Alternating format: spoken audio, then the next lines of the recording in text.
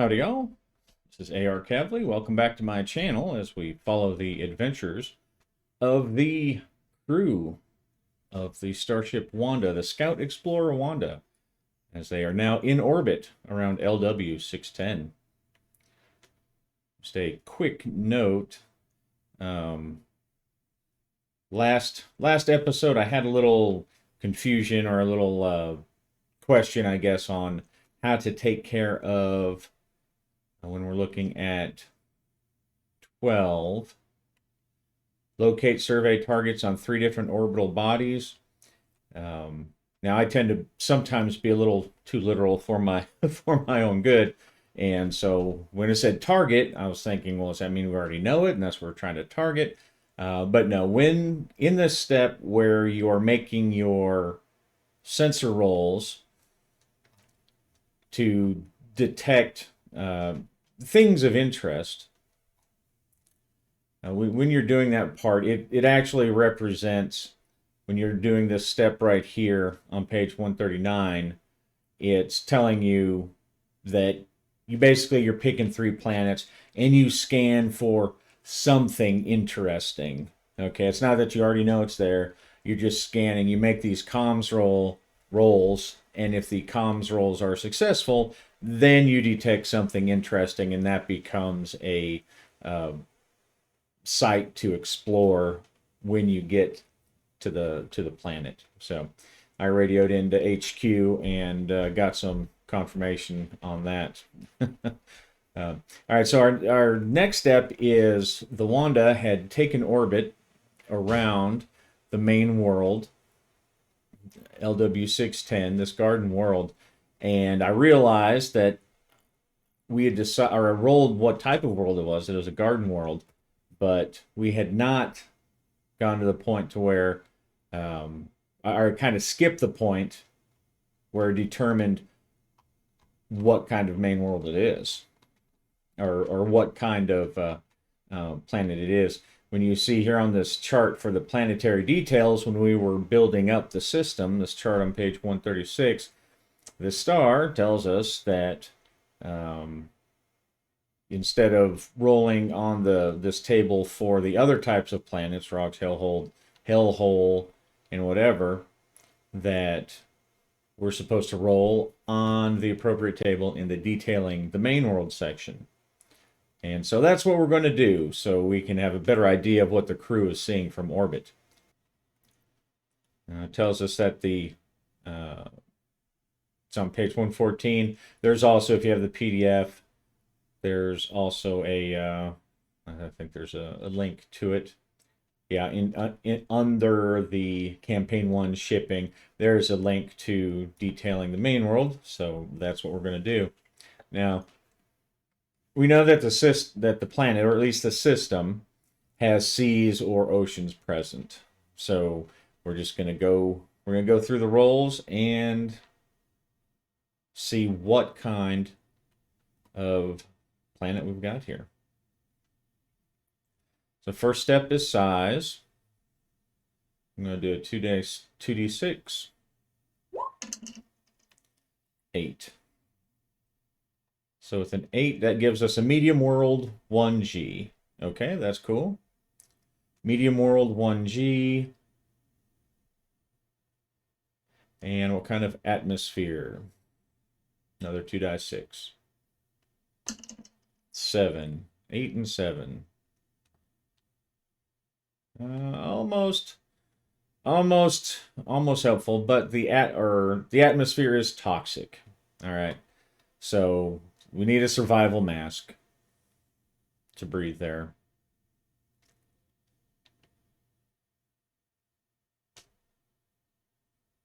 All right, and the surface water, we're going to. Now it says it has some. Now, I think that just means the system has surface water, so I suppose we could roll on this and get no surface water on this planet. Maybe the surface water is on one of the moons of the 4 gas giants, but another 2d6. And notice that these have dice modifiers based on the type of planet, the type of celestial body you're rolling on. All right, 6. Some, so scattered small seas.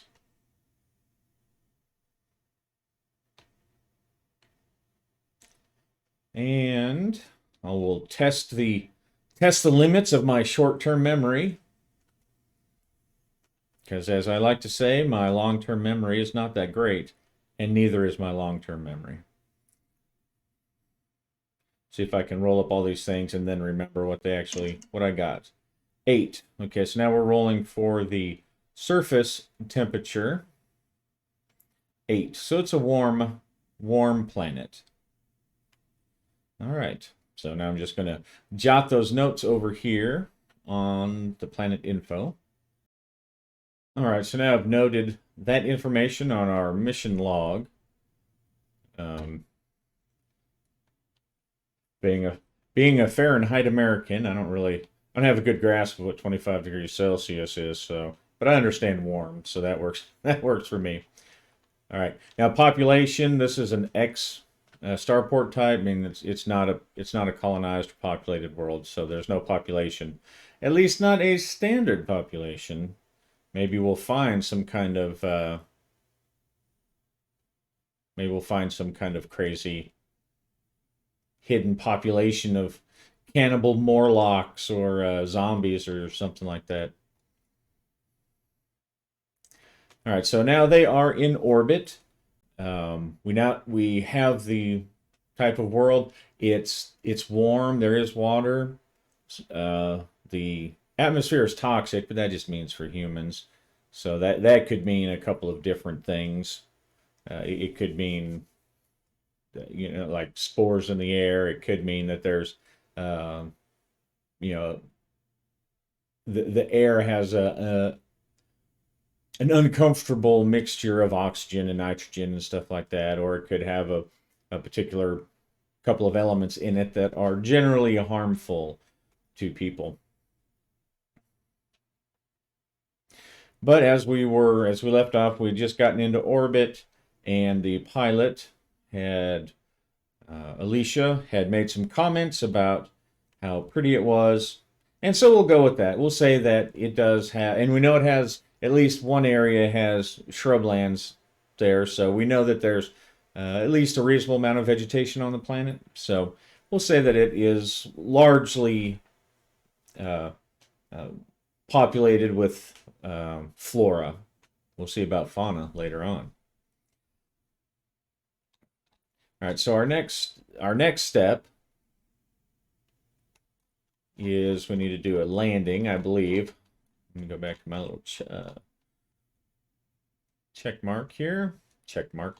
Checklist. All right, touchdown with a pilot roll. Now again, once we get to some of these sections here, there's more detail in the specific scenario type. So let's go find touchdown. Landing and exploration. Okay.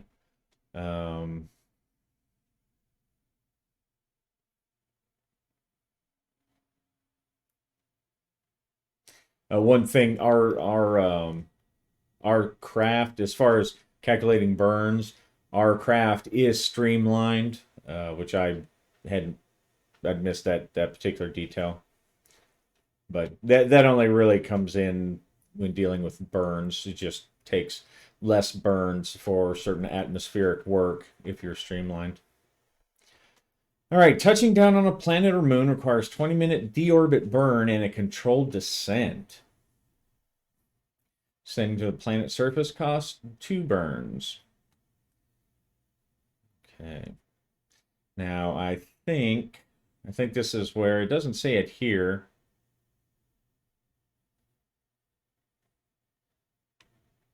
Let me jump back to my space flight.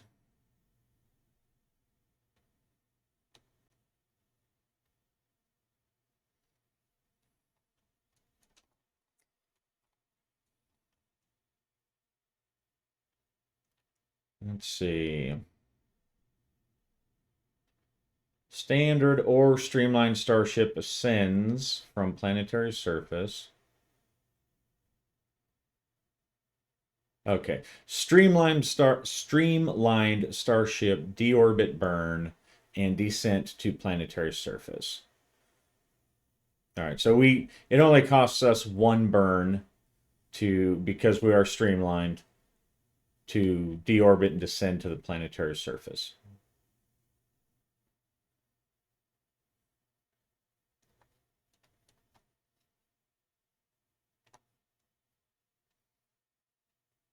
I will go ahead and take care of that now. As the engines, as they start to uh, fire up and calculate the trajectory, the best trajectory to what looks like from their orbital sensor readings, what looks like the best landing site, the most stable landing site, the engines start to warm up and they start doing their deorbit burns to drop their altitude and their velocity to punch on through into the atmosphere.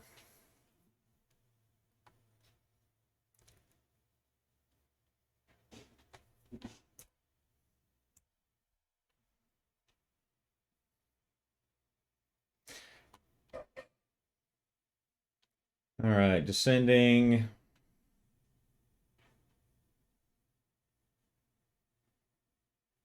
Roll 2 dice 6 and then subtract double the pilot's skill level. All right.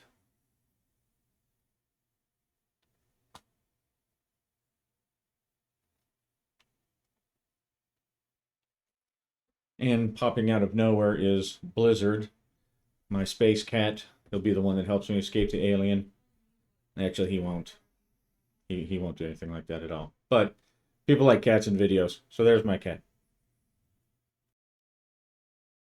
All right, and since they are landing on a rough world, no starport, it's going to require a piloting role.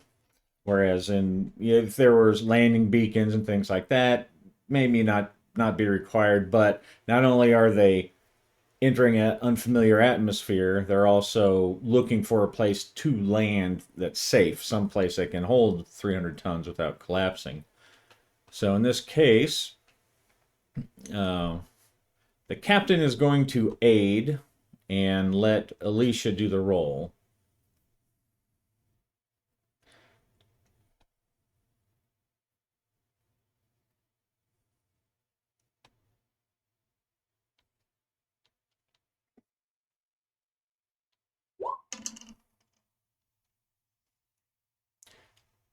Okay, so he is very helpful. He's because he's also watching the engineering display, is watching everything else that he needs to keep track of as the captain. He's able to help her line up 5 by 5. Yes, burn ready.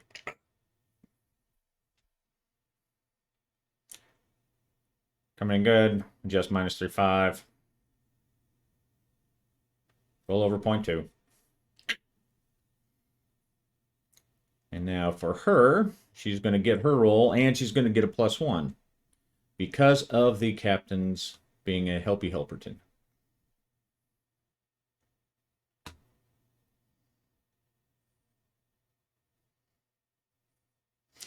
It's going to be pilot, and she already has a pretty good bonus. So 15. All right. So they've got it licked, no problem.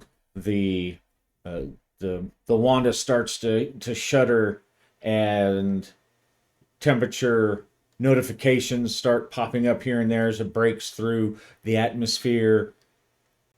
It's but it's a pretty comfortable ride. There's no severe chop as the Wanda enters this atmosphere uh, around the planet, and as they zoom in over the oil resource that was detected from the survey, because that is actually their main purpose is the resources. The scientific thing, that's a side note. they're here for the black gold. They're here for the space bucks. So um, as um, Alicia brings the Wanda around, it takes about 20 minutes to find that spot, and she comes across a place. The sensors show it's pretty stable bedrock underneath this field, and she brings it, swings it, and gently sets the Wanda down as if it were a giant space baby.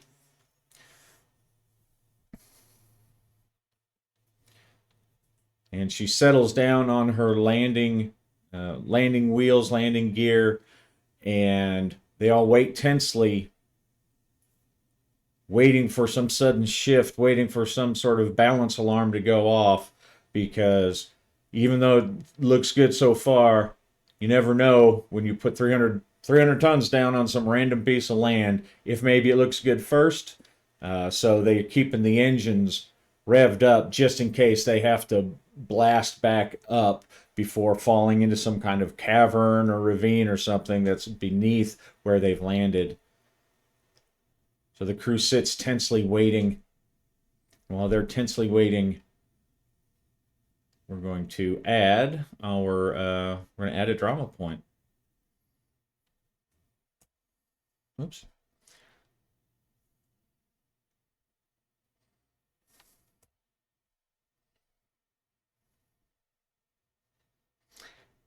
And then we're going to roll 2 dice 6. 9, 10, 11, 12, 13. Woo-hoo. Pretty close. Very close. 14 or higher. And that's when the looming crisis happens. So I think the last roll was pretty close too. So that looming crisis is, well, it's looming. It's it's ready to come. They sit for several minutes, watching watching the sensors, feeling for any shift of the ground they've landed on. And then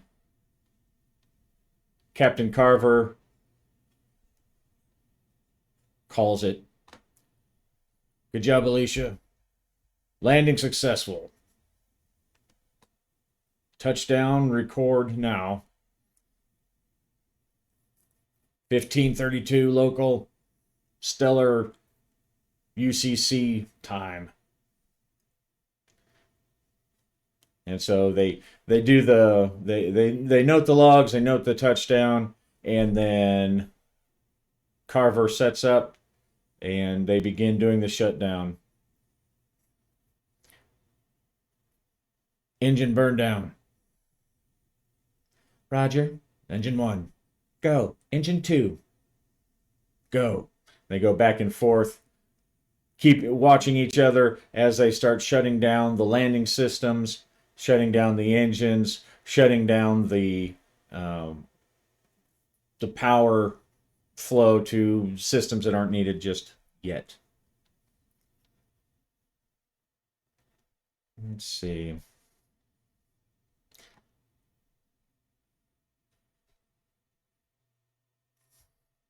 All right, so the next step, we need to see how far away they actually landed from the resources.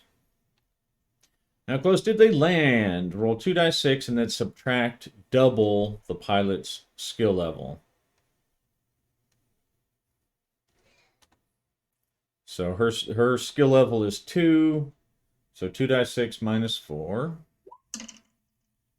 Well, holy smokes. They're like right on top of it.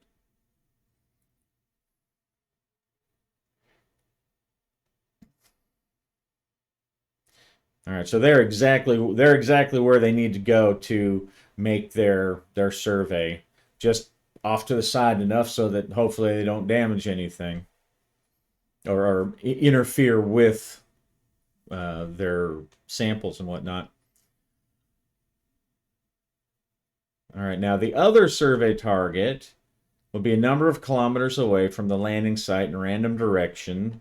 Roll 2 dice 6 and multiply the result by 100 kilometers or kilometers. 2 dice 6 times 100. Oof. Okay, so close to the oil, but it's going to be a trek. It's going to be 1100 kilometers. All right, let me note that here real quick. All right, so I've noted that in our mission log, 0 kilometers from the oil resource site, and 1100 from the secondary survey.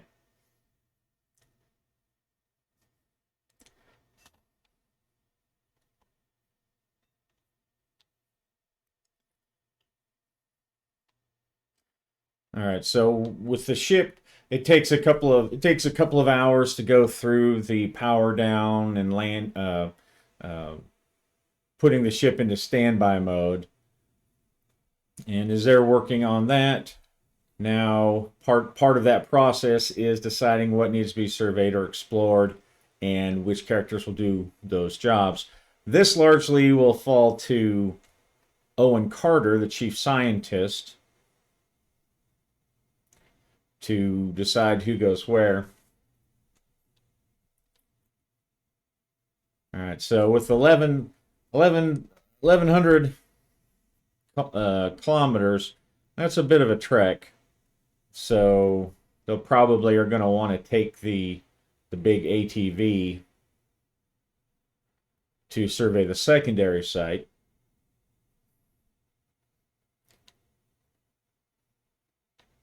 All right, so the first thing is how long will this? Well, I guess the first thing we'll decide is as they're setting things up.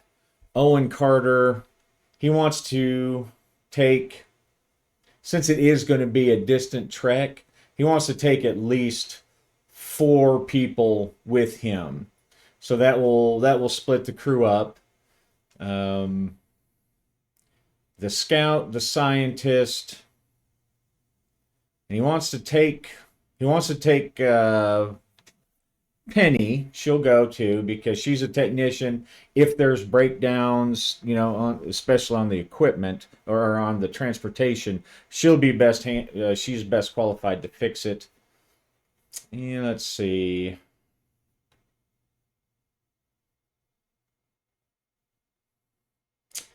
Rosemary.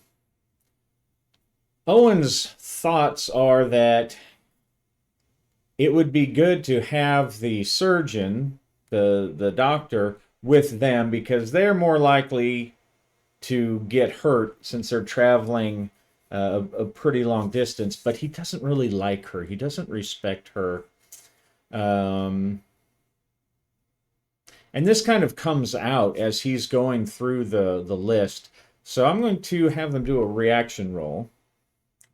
I'm going to have him do a reaction roll to see if he can keep from making some kind of snide comment.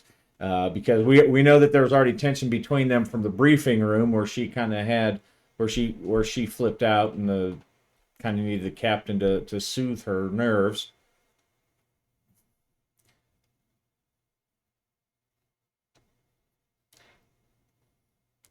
All right.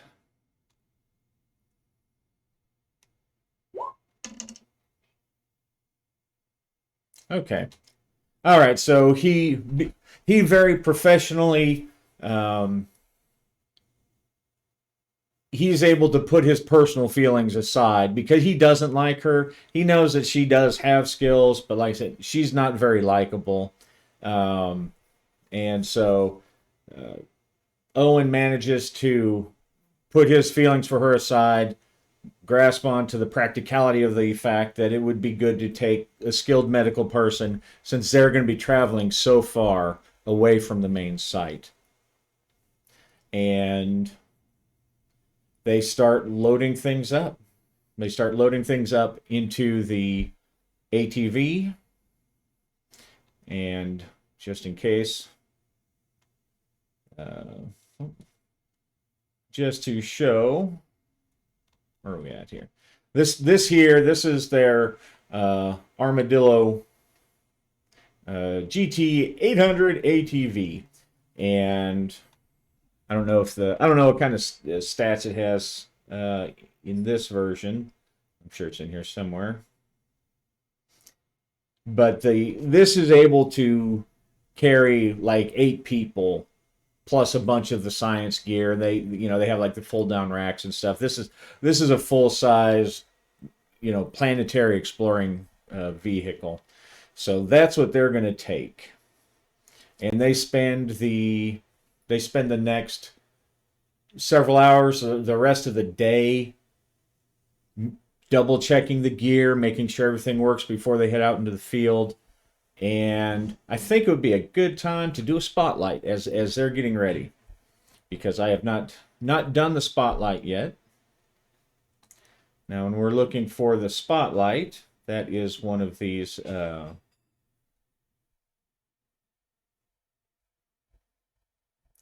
Let's see.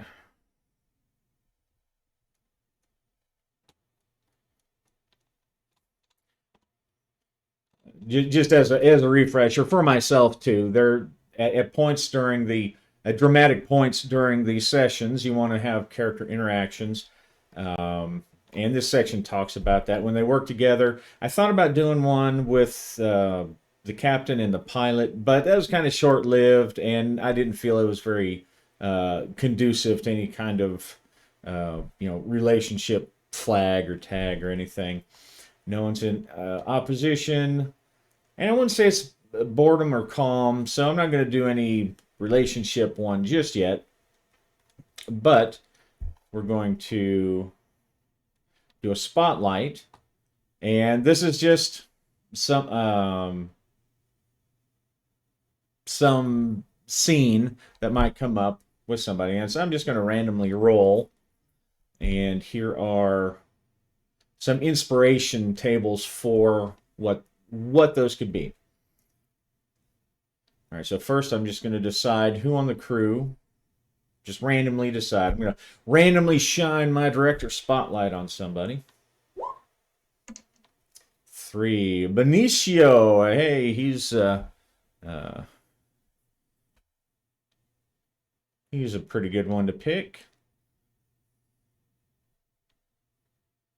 And so once we've done that, now we're going to look for inspirations. What is this spotlight about? Okay. Select 2 of the inspiration tables that seem relevant or catch your eye. And there's a little example on this page, on page 71. And I think for our inspiration, let's see, we've got action theme, personality. Whoops, sorry, flipped around a little too fast there. I think what I'm going to do is we are on the surface.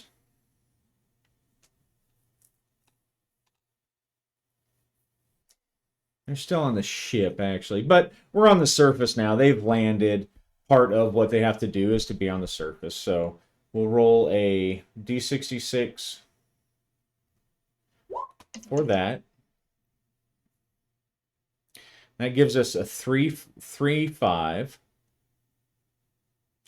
Alive. Surface. All right. And that's just inspiration. When you're using these inspiration oracles, it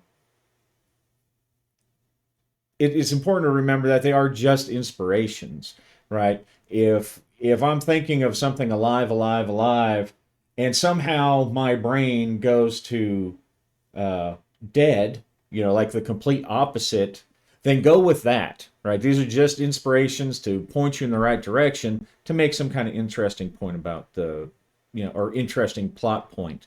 All right, so alive, and let's see. Let's do an action or a personality. I think I'll do a personality because I'm not really into the action just yet. So we'll see what happens. I keep clicking that. Stop. All right, 1, 2. Vengeful. All right, so alive and vengeful. Alive and vengeful. All right, so alive and vengeful. I'm going to focus, I think, I'll use vengeful as the first one. So he's vengeful. He feels the need to avenge something, or he's angry about something concerning alive. So what I'm thinking is that perhaps he's angry either because someone else should be alive, or that he lived through something. And either way, whatever the situation was, he feels the need to take vengeance on somebody. And is anyone on this crew involved? Is this something recently, maybe like just in the last couple of missions, since maybe they've been working together? I'm going to say on a 5 or a 6 that it is somebody on this crew that he feels he needs to take vengeance on because of some situation that happened. Otherwise, they'll just be part of his backstory. All right, 5 or 6. Okay, no.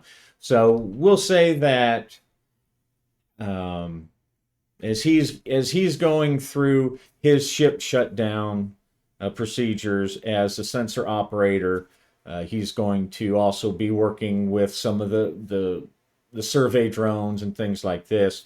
And as he's going through, he reads one of the status logs that rolls up onto his screen, and he thinks about that time that old Charlie. Oh, Charlie shouldn't have died like that. Charlie shouldn't have died like that. He shouldn't have left him there. He shouldn't have left us there to try to take care of that fire by ourselves. Coward. So, I don't know who Charlie is, but at some point in Benicio's past, he had a friend who died because a commanding officer or a senior officer gave them bad orders. And Benicio, at some point, is going to get revenge on him, or at least that's his goal. So I'm going to go ahead and note that on his character sheet. And even though it's not directly involved with someone on this crew, it may well color how he decides to react to something, right? If someone decides to give him an order and he suddenly finds his headspace back into that situation, well, old Benicio, he may not like that at all. He may not like that. In fact, he may react violently, or at least vehemently, about it. And we see these little things. These are how little plot threads are generated. Right now, it doesn't mean anything, but there's a couple of different ways it could express itself in the future. All right, so basically, the first 4 crew member, Maxwell, Alicia, Benicio, and Luke, they're going to be staying locally, and their 2 main functions are, 1, to identify exactly where the oil resource is and the best place that it will be accessed, or the best way to access it. And they also have to survey the area to find what would be the best place to establish a colony. Something, making sure that maybe there's water nearby or other resources nearby that would be helpful or useful and safer to set up the colony. So while they're doing that, these 4 are going to be heading on. Now, the chief scientist and the expedition scout, they're the ones that are really trained in doing the survey scouting, but the characters in Hostile they're widely skilled. So just doing basic kind of resource gathering and analysis, those things are pretty well within the skill level of pretty much the whole crew, right? They're not going to be super experts. They're probably, if there's some kind of strange anomaly, they may have a hard time figuring it out compared to Owen or Giovanni, but they are skilled enough to run the survey at the site. even though they, may not have a specific science skill. All right, so how long will the survey take? As Owen sets up, since they're going to look at a biological feature, they're making sure to take a lot of biological survey equipment, things to measure atmosphere, soil, things like that are important for biology. So they can do those things. They'll want to take some samples of the things that are surviving in this super high windy place, and so that's a kind of gear they're bringing up. And they're also bringing a long range transmitter. I would assume that it's probably standard procedure for a ship like this to drop a ComSat up in geosynchronous orbit or geostationary orbit to the main landing site. So yes, they'll have a long range transmitter, and it can talk to the ship, or it'll bounce up to the satellite and then talk back to the ship. And I'm sure that that transmitter will be faulty when dramatically appropriate. All right. So the plan time to survey. So for the crew during doing the survey for the oil resource, we're going to roll 1 die 6 and consult that table. Okay, 1, so pretty quick. So this is a pretty easy thing. Is really they may have just shot and up from the ground came bubbling bubbling crude wherever they landed. So 12 hours. It's only going to take 12 hours to do the survey for the oil. And I guess while I'm here, I'll go ahead and roll to see how long it'll take to do the survey on the other side when they get out there. 3. All right. So for the local resource survey, 12 hours. Once they get out there, once they make that travel time, it will take the other crew 2 days to do all the surveying that they need to do.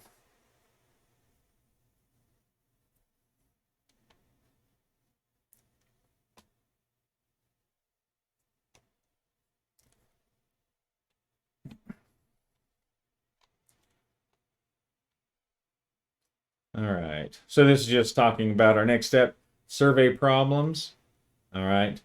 So at each survey target, once the team has landed and begin to explore, then we roll once on the survey problem table below. We'll get there here in a second. Our next step, I guess actually now we need to figure out how long it will actually take them to get 1,100 kilometers. Probably at least a couple days. Let's click on our travel across planets link here. All right, so travel across planets, it is linked off to the side, was page 150. All right, and they are using the Armadillo ATV. All right, so its range 1,200 kilometers, so it's probably going to have to make sure that it takes a refuel. Actually, we'll take a look and see exactly what that means here. Howdy everyone, I am checking in with a secret GM time travel mechanism because I filmed a bunch of stuff and then went back and started doing the editing, and that's when I realized that I made a completely a huge math boner. I rolled a 1-1 on my GM math skills. I'm about to explain why they would not send the expedition out on an 18-day journey. And it's not an 18-day journey. It's an 18-hour journey. So not even 2 days, assuming things go well. In the long run, though, as you will see in the narration, that it works out, probably would have been about the same anyway, but I did just want to throw it out there that I noticed that I had really made a bad mathematical error, and uh, you may uh, admonish me, but uh, anyway, on with the story. So, as Maxwell and Owen discuss the plans and pull out their handy dandy calculator, the Armadillo ATV goes 60 kilometers per hour, and at now it has fuel processor and solar panels, so it can really essentially it can keep going as long as it needs to. But for it to travel 1,100 kilometers, it's going to be 18 days just to get there, and that to the captain that seems a little unreasonable. So what he's going to do instead is uh, he's going to keep everyone to do the survey, and then he's going to authorize the expenditure of another burn to take off and land over that time. So, which is if it were a little closer, and it maybe only take a couple of days, especially since initial uh, our initial survey is only taking 12 hours. Um, so even at the outset, they could survey, like survey 5 or 6 places. They'd be gone for over a month. Um, so Captain Carver and Owen agrees on this one. They're all going to do it here, and then they're going to try to find out. They're going to try to land somewhere else, close to the other place. Maybe that'll turn out to be a bad idea because it'll require another landing roll, and they still may end up being, several kilometers away. But to me, it does not seem reasonable to have 36 days worth of travel when they could just move their ship over for one burn. As dramatic and as many opportunities as that would allow. So, all right. So they're surveying their planet. They've got the ship put down into low power standby mode. Now, of course, at this point, they don't know it's going to take 12 hours, but historically speaking, they know that it's not going to take 18 days. So they start gathering. They have crew doing what they can, setting up. They'll split it up where there are some people who are actually surveying the place where they've detected the oil and surveying the potential colony site. So once we've done that, once we've decided that, now we're going to roll on the survey problems. D66. All right, 5 and a 4.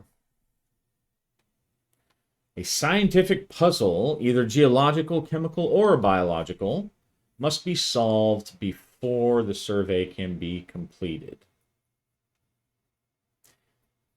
All right, so we'll say it has something to do with how easy they were able to find the oil. As Owen starts gathering the samples and he's logging, comparing the sample locations with the other mineral content that they're pulled out, he stops and he scratches his head, and he's working with, who's he working with? Let's say in the lab. They've gone out. 6, 1, 2. All right, so he's working with Rosemary. 1, 2, 3, 4, 5, 6. All right, so Rosemary and Owen are working on the samples that Giovanni and Penelope and the other crew have been out gathering. And they're working together. And he looks at her and he says, "This just doesn't make sense." And she doesn't understand what he's talking about. Because she doesn't know that much about what he's doing. You know, she knows how to do basic sample stuff and plug the thing into the computer and run it and make sure the printout gets to the right file. But as far as any kind of deeper analysis, especially when it comes to something like geology, she has no idea. She's like, "What do you mean, Owen?" And Owen, still being professional, does not roll his eyes. And he says, "Well, look at these sample points. The soil sample doesn't match what you'd usually expect to find for an oil sample so close to the surface. It's definitely there. It shouldn't be this close to the surface with these mineral traces here." And Rosemary is just kind of nodding her head. And in the middle of this, I think I'm going to go ahead and we're going to roll a professional relationship, or we're going to roll a relationship between Owen and Rosemary. I'm going to have Owen roll because she already has one recently.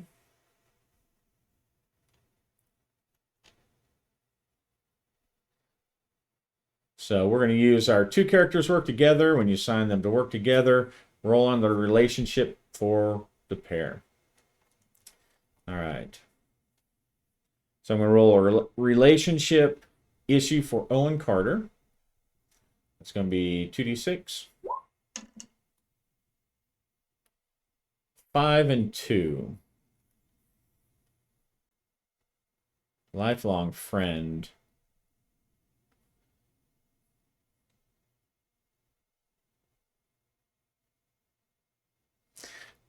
Huh.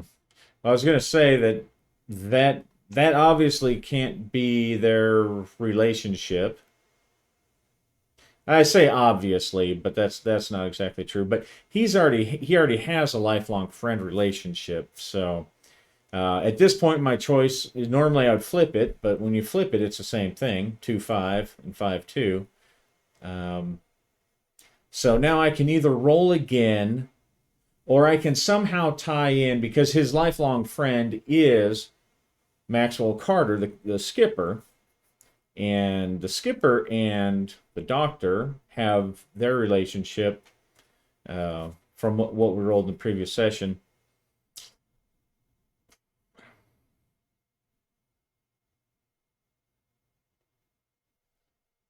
So I think in this case, he rolled well not to give her a hard time the last time. And so I think he's decided he's going to be friendly with her for the sake of his lifelong friend, because he knows the skipper basically takes care of her. So he's now going to consider her, I guess, kind of like not a mascot. That's not the word I'm looking for. He's going to take her under his wing. He's going to maybe a sympathy friend would be the best way to call it. So I'm just going to add this in here.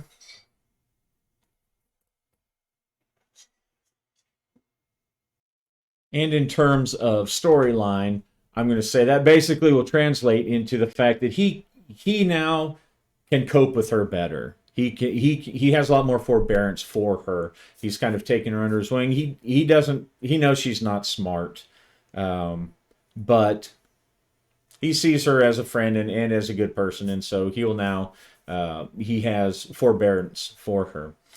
Now the next step is that they have to figure out this problem, because he fears that if they take these samples and they claim that it's a good place with these odd readings, that if someone does send a team to develop this oil resource, that it's going to turn out to somehow be like fool's gold.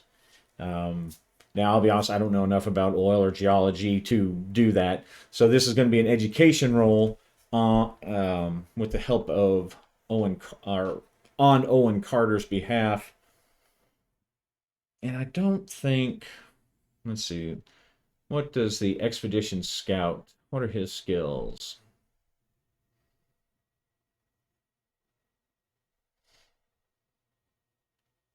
Oh, I don't think I added his skill levels on there. Let me pause and amend that or correct that. All right. So I think what I'm going to do is I'm going to allow, as Giovanni is going to, he's going to be sent back out to take some readings once he and Owen and Rosemary kind of talk about the strange findings. And so Owen is going to send Giovanni back out there. And because there's a two-person minimum that Maxwell Carver, as the captain of the ship, prefers to keep, at least buddy systems, um, he's going to send Penelope out there. And just to go out. While he's out there, he's going to make an investigation roll. And this investigation roll I'm going to allow to help, as a related skill, allow Owen's education roll, because the survey problem requires an education roll.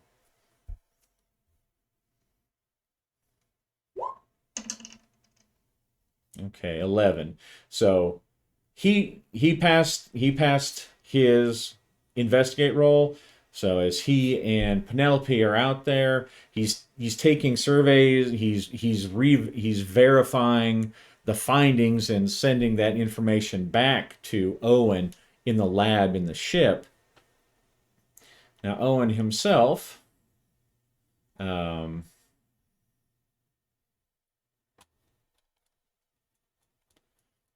he's going to do his. Let's see, we had a 5-4 scientific puzzle, right? So that's education wrong. Now, fortunately, Owen, I think, well, hopefully has a good education. Okay, so it's decent. All right, so he's going to get his education roll, and he's going to get a +1 modifier to see if he can figure out what's going on before they sign off on this survey.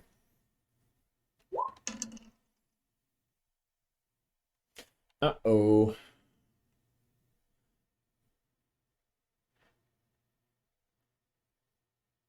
All right, so there is a problem. He's not able to put it together. He's verified the readings, and there's oil there. You can see the resource, but there's something is not right. Something is not right, and he was not able to figure it out so far.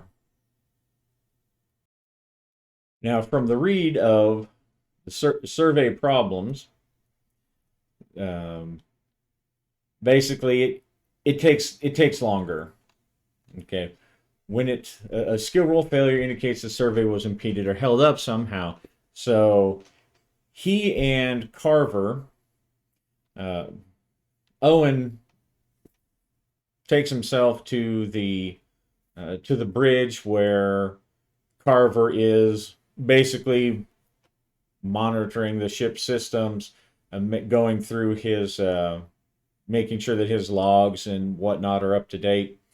And now remember, at this point of actual survey time, they've only spent 12 hours. That was how long the survey took. And so Maxwell Carver, the captain, he's pretty happy about how fast everything's going. All the survey teams got their samples in. They found what looks like a great spot. And Owen comes in and says, "Hey Max, we got a problem." Well, Max does not like to hear that problem.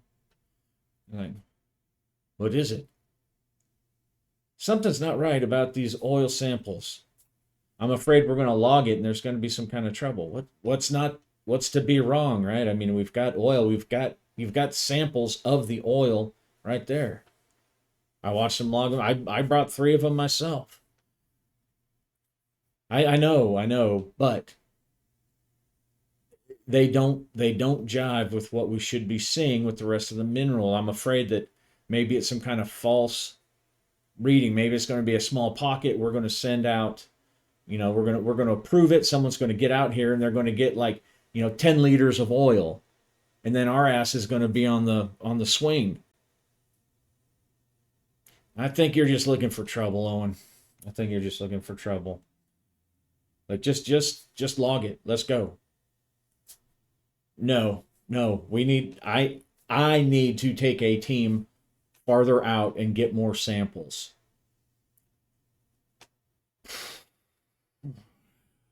Maxwell leans back. Now he doesn't like to be challenged, but he can't really complain too much because as far as everything else goes, even if he goes out for another day, it's still a pretty short survey time. But does not like to be challenged, so we're going to go ahead and give Maxwell a reaction roll.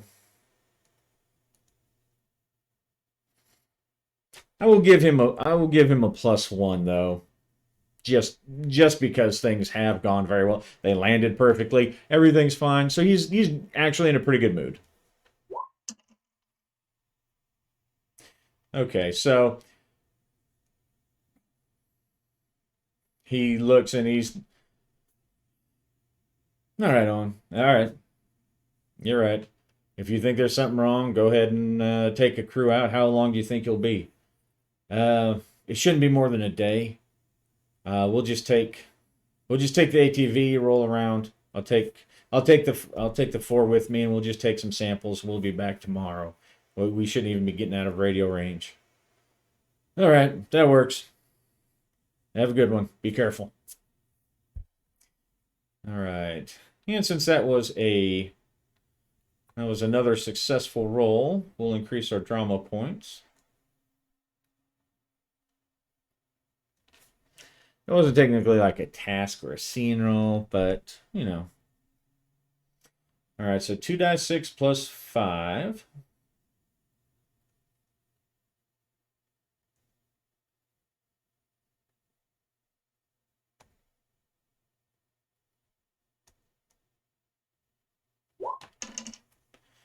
All right. So now we've gotten our 14 plus. Now something's going to happen.